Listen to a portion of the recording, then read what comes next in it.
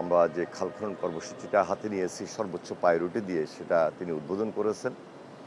আগামী ২৭ তারিখ যশোরে খাল খনন কর্মসূচি তিনি উদ্বোধন করবেন এবং ২ মে সিলেটে খাল খনন কর্মসূচি উদ্বোধন করবেন।